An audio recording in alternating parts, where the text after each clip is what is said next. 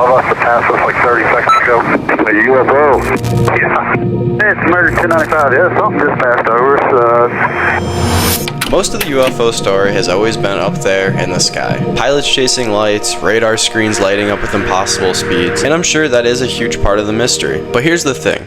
What if that's only half the story? What if we've been staring in the wrong direction? Because there's another pattern, a quieter one, stranger perhaps, and isn't the sky at all. Columbia Network takes pleasure in bringing you an UFO from outer space. I looked up and it was gone.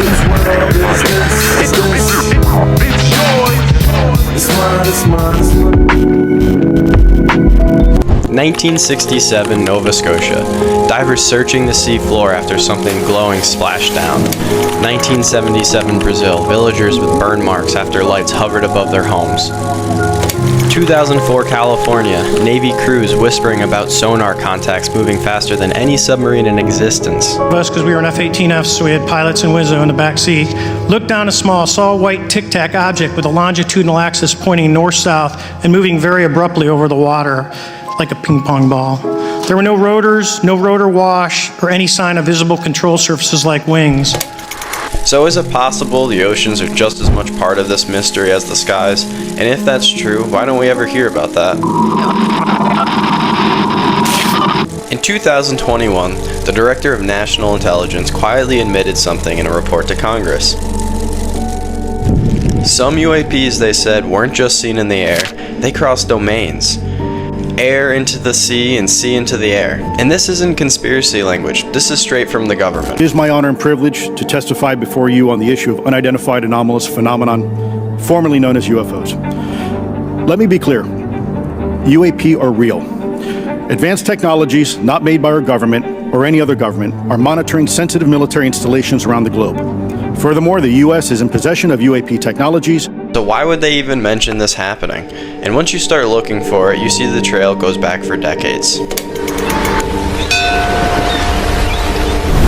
October 4th, 1967, Shag, Harbour, Nova Scotia. Locals reported seeing a glowing craft drop into the water. Police were quickly called and they thought it was just a plane crash. But within hours, the Canadian Navy was in the harbor and divers went down searching for days. But here's the weird part. They found nothing. No wreckage, no debris. And yet the case file? Well, it was officially labeled the UFO report. Now think about this.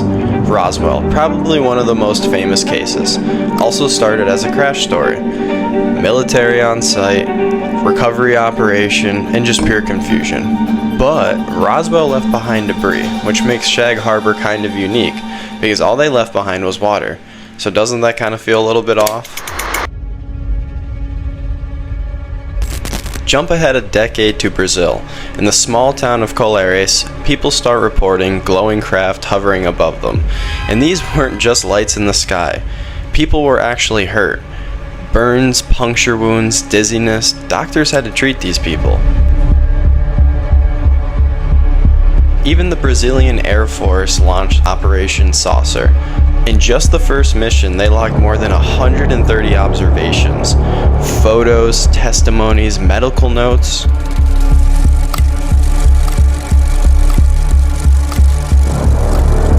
So why haven't you heard of it? Because only a few months later, the operation was completely shut down. Official explanation, nothing unusual.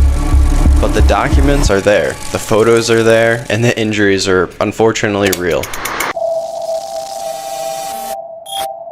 Now let's move into the Cold War. Russian submarines talked about luminous crafts shadowing their vessels. Some even claimed these things shot out of the water into the sky. Look at the geography. These stories keep happening in the same places.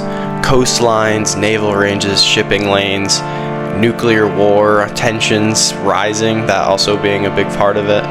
But the exact spots you would expect navies to be watching. In the exact same environments where Canada and Brazil had their cases. Is this a coincidence? Pattern?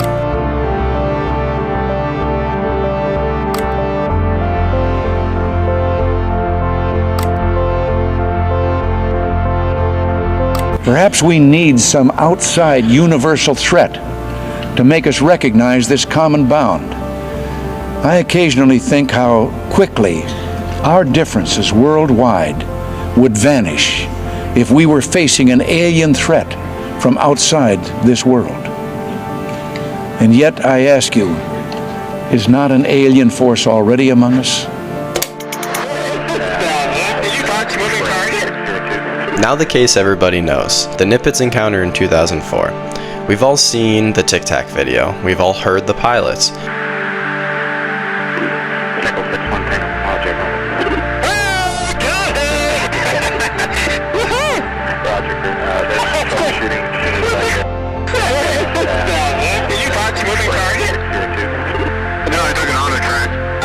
A few questions for Mr. Favor. As an expert naval aviator, have you ever seen an object that looked and moved like the Tic Tac UAP? No. Did the Tic Tac UAP move in such a way that defied the laws of physics? The way we understand them, yes. Many dismiss UAP reports as classified weapons testing by our own government, but in your experience as a pilot, does our government typically test advanced weapon systems right next to multi-million-dollar jets without informing our pilots? No, we have test ranges for that. That's the official part. But below the surface, sailors have said that the sonar tracks something moving fast underwater as well. Here's the careful truth in this. No sonar logs have ever been released. So again, skies confirm, seas just whispers. And why does this gap keep repeating?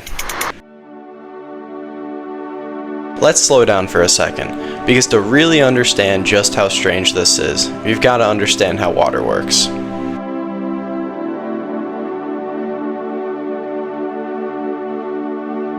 Water is dense, about 800 times denser than air. So when something moves fast through it, I'm talking really fast, it doesn't just glide through it.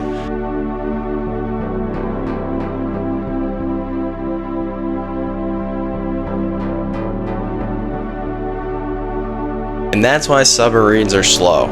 Even the fastest military submarines in the world top out about only 40 knots and about 45 miles per hour. Now there's one big exception. Russia built a torpedo that can reach 200 miles an hour underwater. 200 miles an hour underwater. And how is this even possible? Well, it literally creates a gas around itself so that it's basically flying through water without touching it.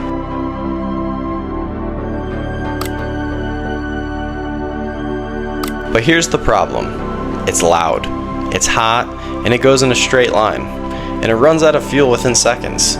So when witnesses describe silent crafts moving hundreds of knots underwater, changing direction, and leaving no trail at all, well, that just shouldn't be possible. And if we can't even get a torpedo to go fast underwater without sounding like a jet engine, what kind of technology would be able to pull this off quietly? And if the skies are hard to explain, well, the ocean almost seems impossible.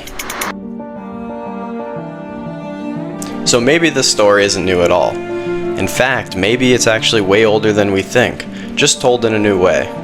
Because if you look back far enough, ancient cultures were already kind of talking about this, things coming from the ocean. The Greeks wrote about Poseidon, rising from the sea in a glowing chariot, a god who ruled both land and sky. The Mesopotamians told stories of Onans, a half-man, half-fish being who emerged from the ocean to teach humanity language and law. And in Polynesian legends, there are sky people who didn't descend from the stars, but came from beneath the waves. Are those myths just stories? Probably. For decades, we've been looking up. We point cameras at the sky, chase lights, and ask what's out there. But maybe the answer isn't out there. Maybe it's down there. And just maybe the reasons the heavens never answered is because the oceans was the question all along.